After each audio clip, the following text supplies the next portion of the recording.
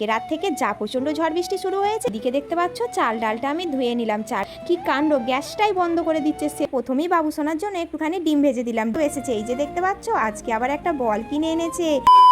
Good morning বন্ধুরা, কেমন আছো তোমরা সবাই? আশা করি তোমরা সবাই সুস্থ আছো, ভালো আছো, আর আমিও সুস্থ আছি আর ভালো আছি। হুগলি জেলার ছোট্ট একটি গ্রাম থেকে আমি সুস্মিতা তোমাদের জন্য নতুন একটি ব্লগ ভিডিও নিয়ে চলে এসেছি।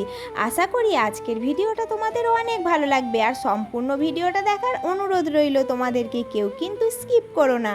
আর কালকে রাত থেকে যা প্রচণ্ড ঝড় বৃষ্টি শুরু হয়েছে, সেই ঝড় বৃষ্টি তো এখনও থামেনি।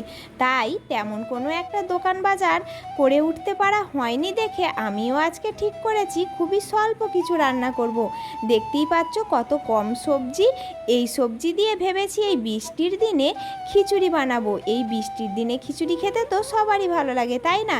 এখানে পটল, কুমড়ো, গাজর এই সমস্ত কিছুই আছে, আর খুবই স্বল্প আনাজ। শীতকালের মতন তেমন একটা আনাজ তো পাওয়া সম্ভবই হলো না, তাই গরমকালের কিছু টুকিটাকি সবজি দিয়েই আজকে খিচুড়ি বানাবো। চলো তাহলে আজকের খিচুড়িটা কেমন হয় দেখা যাক। এদিকে আমার কোটাকুটির পর্ব প্রায় শেষের দিকে, সব কিছুই আমি কেটে নিয়েছি, আর খিচুড়ির সাথে থাকবে কিছু ভাজাভুজি।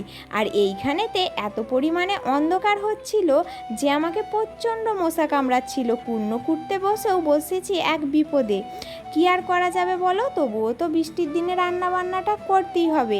আর এইদিকে দেখতে পাচ্ছ চাল ডালটা আমি ধুয়ে নিলাম। চাল ডালটা একসঙ্গে দিয়ে ধুয়ে নিচ্ছি। ধুয়ে নিয়ে কিন্তু এবার আমি হাঁড়িতে জল গরম করতে দিয়ে দিয়েছিলাম অনেকক্ষণ আগে। এবার আমি চাল ডালটা দিয়ে দিলাম। এরপরে দেখতে পাচ্ছ আমার বাবু সোনাকে এই বৃষ্টির দিনে একটুখানি শীত পেয়েছে কি না পেয়েছে, ও কিন্তু আমার কোলে এসে বসে পড়েছে। আর বসে কিন্তু স্থির নেই, ও ভীষণ দুষ্টুমি করছে। একদিকে তো খিচুড়ির জন্য চাল ডাল বসিয়েছি, আর একদিকে আমি এখানে সমস্ত সবজিগুলোকে এক এক করে কড়াইতে দিয়ে ভেজে নেব। একসঙ্গেই ভাজছি, হালকা একটু ভেজে নিলেই খিচুড়িতে কিন্তু দেয়া যাবে। আর এই যে দেখতে পাচ্ছ আমাদের বাবু সোনার দুষ্টুমির বহরটা, খালি আমার খুন্তি নিয়ে নিচ্ছে, তারপরে আমাকে ওকে গল্প করে করে কতই না ভোলাতে হচ্ছে, একটুখানি থিতু হচ্ছে না। রান্না করতে এত বিরক্ত করলে কি আর করা যায় বলো তো? তারপরে দেখো কি কাণ্ড, গ্যাসটাই বন্ধ করে দিচ্ছে শেষ পর্যন্ত, পাটাকে নিয়ে যাচ্ছে। আর আমি যেখানে গ্যাস উনুনে রেখে রান্না করি, এই বৃষ্টিতে কারেন্ট যাওয়ার জন্য এত পরিমাণে অন্ধকার হচ্ছিল, তার জন্যই কিন্তু আমাকে গ্যাস উনুনটাকে নিচয় নামাতে হয়েছে।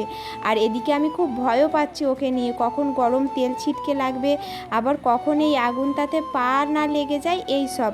আর কালকে রাত্রের কিছুটা পরিমাণে বাসি রুটি থেকে গিয়েছিল, আর এই ঠান্ডার ওয়েদারে রুটি তেমনভাবে নষ্ট হয় না, তার জন্যই একটু তেল দিয়ে নেড়ে চেড়ে নিলাম। এই রুটিগুলোকে পরোটার মতন ভেজে খেতে কিন্তু ভীষণ ভালো লাগে, সাথে যদি একটুখানি চিনি দেওয়া হয়। আমি তো রান্না করছিলাম বর একটুখানি রান্নার দিকটা দেখছিল, তারপরে মশলাটা একটু একটু করেছে, তারপরে আমি এসে আবারও মশলাটা ঠিকঠাকভাবে করে নিলাম। আর এদিকে তো চাল ডাল সেদ্ধ হয়ে গেছে, মশলাটা হয়ে গেলে মিশিয়ে দেবো, তাহলে কিন্তু আমার খিচুড়ি হয়েও যাবে।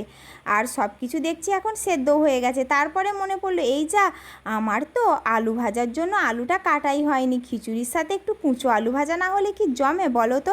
তাই জন্য চটপট করে আলুটাকে কেটে নিলাম, আর এখন খিচুড়িটা নাবিয়ে নেবো। আলুটাকে কেটে এনে সেদ্ধ করে নিয়েছি, এবার কিন্তু কুঁচো আলুটাকে ভাজতে হবে। আর কিন্তু পটল ভাজা করেছি, দেখতে পাচ্ছ কুঁচো আলুটাকে এবার সুন্দর করে ভাজবো। তোমাদের কুঁচো আলু খেতে কেমন লাগে বলো তো? এই কুঁচো আলু ভাজা খেতে কিন্তু আমার ভীষণ ভালো লাগে। আর তারপরে ভাজাভুজির পর্বও শেষ, পটলও ভাজা হয়ে গেছে, কুঁচো আলুও ভাজা হয়ে গেল। বৃষ্টির দিনে বসে বসে শুধু রান্নাই করে যাচ্ছি, আর আজকে অনেকটা রান্না চাপাতে বেলাও হয়ে গেছে। তারপরে দেখি ঘড়িতে তো প্রায় 12টা বেজে গেছে। আমার বাবু সোনাকে খাওয়ানোর সময় কিন্তু হয়েই এসেছে, আমার এখনও রান্না হয়নি। তাই জন্য এখানে প্রথমেই বাবু সোনার জন্য একটুখানি ডিম ভেজে দিলাম। ডিম ভাজি আর ভাজাভুজি দিয়েও কিন্তু খিচুড়িটা খেয়ে নেবে। আর আমাদের ডিমগুলোকে ভাজবো একদম চান টান করে ভেজে নেবো। কেন বলো তো? ডিম যদি জুড়িয়ে যায় তাহলে তো খেতে একদমই ভালো লাগে না, তাই চান করে এসে আমাদের ডিমগুলোকে ভেজেছিলাম। আর আমি আর একটা একটা করে ডিম ভাজা হ্যাপা রাখিনি, একদম পেঁয়াজ লঙ্কা কুচিয়ে সব কটা ডিমকে একসঙ্গে ফাটিয়ে একসঙ্গে ভেজেছিলাম। একে তো বৃষ্টি পড়ছে, কোনো কাজ করতে ভালো লাগছে না, তার উপরে এই অন্ধকারের জ্বালা আর মশার কামড়ানি, কি আর করা যাবে? তাই জন্য আজকে এইভাবেই করেছি। তারপরে দুপুরবেলা সবাইকে খেতে দিয়ে আমিও কিন্তু খেতে বসে পড়েছি। এই গরমের চোটে আর ঘুম হলো না, তাই একটু তাড়াতাড়ি উঠে বিকেলবেলা উঠোনটা ঝাঁট দিয়ে পরিষ্কার করে নিচ্ছিলাম। আজকে আবার সকালবেলা উঠোনটা ঝাঁট দেওয়া হয়নি, কেননা প্রচণ্ড বৃষ্টি পড়ছিল তাই জন্য। আর এখন আমার বাবুসোনা বাড়িতে নেই, একটুখানি ঘুরু ঘুরু করতে গেছে, তাই আমারও কাজের অনেকটা সুবিধা হলো। কথা বলতে বলতে দেখি আমার বাবুসোনা আবার চলেও এসেছে। এই যে দেখতে পাচ্ছ, আজকে আবার একটা বল কিনে এনেছে।